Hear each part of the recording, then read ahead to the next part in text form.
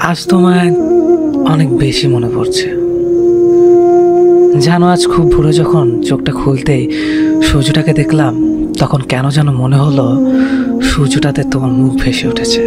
সত্যি বেশ কিছুদিন হলো তোমাকে অনেক বেশি মনে পড়ছে। বিকেলের এলোমেলো বাতাস আর অঝোর বৃষ্টি সবার মনে দোলা দিয়ে যায়।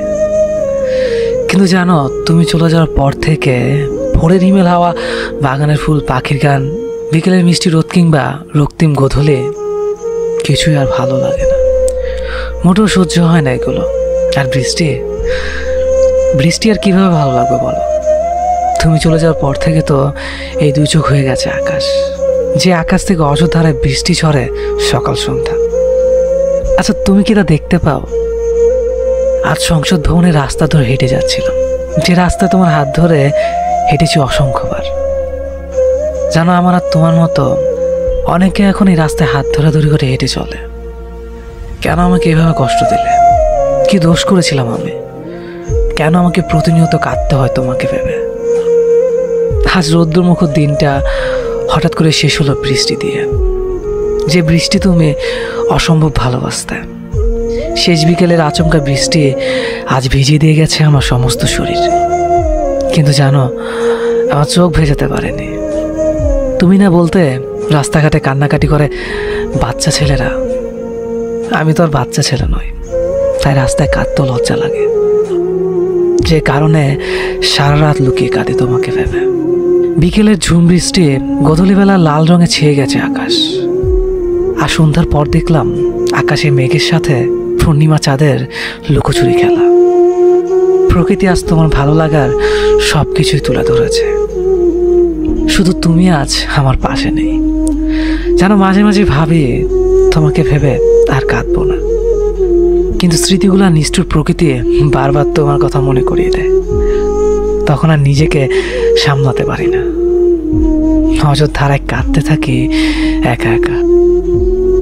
জানো, এখন রাত 2টা। 2 ঘন্টা আগে সূচনা হয়েছে আর একটা নতুন দিনের। 19শে মে।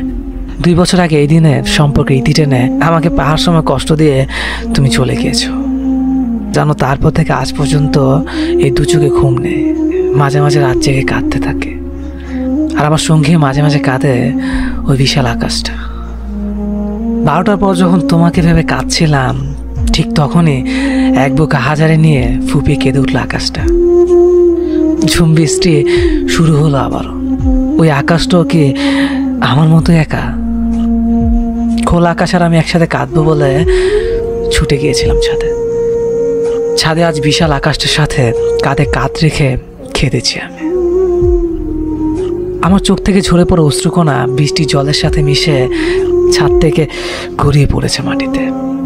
আমাকে এক বুক কষ্ট দিয়ে যে মাটিতে অনেক সুখে ঘুমিয়ে আছো তুমি, কেন আমাকে এভাবে একা রেখে চলে গিয়েছো সেদিন? তবে কেন ভালোবেসেছিলে? কেন বলেছিলে সারা জীবন একসাথে থাকবে? তোমার কিছু সুখ স্মৃতি নিয়ে আজও বেঁচে আছি লাশ হয়ে। মাঝে মাঝে তারাদের সাথে এখন কথা বলে। যেন তারারা বলে তুমি নাকি আবারও ফিরে আসবে। যেন তুমি না জীবনটা আজ ধ্বংসের অনেক কাছাকাছি। নিজেকে আর কারো কাছে প্রমাণ করতে ইচ্ছে করে না। জানো, মা কি বলে? মা বলে আমি নাকি একটা মরমের জন্য নিজের জীবনটাকে নষ্ট করে ফেলেছি। আচ্ছা, তুমি বলো, ভালোবাসা কি কখনো মরে? জানো, তোমাকে এখনো অনেক ভালোবাসি, অনেকটা পাগলের মতো। যেদিন তুমি শেষ বিদের সাজে সেজেছিলে, সেদিন তোমাকে অসম্ভব সুন্দর লাগছিল। কিন্তু সবাই আমার সাথে প্রচণ্ড খারাপ ব্যবহার করেছিল সেদিন। কেউ আমাকে তোমার মুখটা দেখতে দিচ্ছিল না। শুধু তারা বলছিল মৃত মহিলার মুখ নাকি পরপুরুষকে দেখানো উচিত না। আচ্ছা, তুমি বলো, আমি কি পরপুরুষ? 5 ঘন্টা আগে খাটিয়ে ঘুমিয়ে থাকা মেয়েটির সবচেয়ে আপন যে এই ছেলেটাই ছিল, তা বলার মতো সেদিন কোনো লোকই ছিল না। অনেক কাকতি মিনতির পর দেখেছিলাম তোমাকে। তোমার ঠোঁটের কোণে আগে সেই চিরচেনা হাসিটা সেদিনও ছিল। বারবার কেন যেন মনে হচ্ছিল তুমি চোখ খুলে তাকাবে, আমাকে কাছে ডেকে জড়িয়ে ধরবে।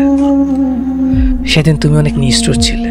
পাগলের মতো সেদিন অপেক্ষা করেছিলাম তোমার ডাকের আশায়। ভুলে গিয়েছিলাম যে ওপারে চলে গেলে কেউ আর ফিরে আসে না। যেন এখনো মাঝে মাঝে মনে হয় আমি যেন ঘুমিয়ে আছি, আর যা কিছু হচ্ছে এগুলো সব দুঃস্বপ্ন। খুব ইচ্ছা হয় তোমার কাছে যাওয়ার, তোমার পাশে শুয়ে থাকবো, আর রাত দিন দুজনে গল্প করব। আমি কিন্তু আর মোটেও ঝগড়া করব না। জানো, এই 2 বছরে আমি অনেক ভালো হয়ে গেছি, কাউকে আর কষ্ট দেয় না। কেননা কষ্ট কি তা যে এখন আমি বুঝতে শিখেছি।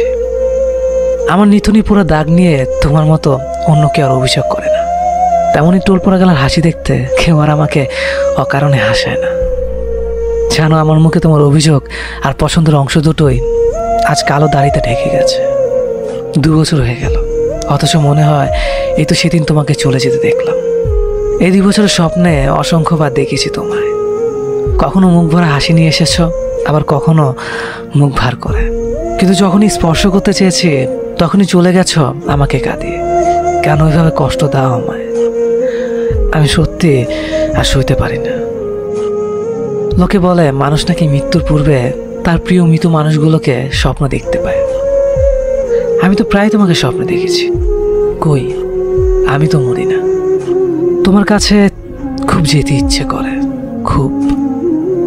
তোমাকে পেয়েও ধরে রাখতে পারলাম না। নিজেকে আমার খুব ব্যর্থ মনে হয়। আমরা দুজনকে চাইলেও বিধাতা আমাদের চায়নি। বিধাতার এই চাওয়াটা কি শুধু দুনিয়ার জন্যই ছিল? প্রভু পরকাল স্বর্গ নরক যদি সত্যি হয়, তাহলে তোমাকে হয়তো একদিন পাবো, যে পাওয়াটা হবে চিরকালের জন্য, যাতে থাকবে না হারানোর ভয়। তোমাকে এখনো অনেক ভালোবাসি। হ্যাঁ, সত্যি অনেক ভালোবাসি তোমাকে। চলে যাব এই জগতে মায়া ত্যাগ করে এক অন্ধকার ভরা ঘরে, যে ঘরে আমি বাদে কেউ থাকবে না। থাকবে শুধু আমার নিস্তব্ধ আর একাকিত্ব, যেখানে আমি কোনো নিঃশ্বাস নিব না। শুধু নির্বাক হয়ে চিরনিদ্রায় আমার নিথর দেহটা ঘুমিয়ে থাকবে।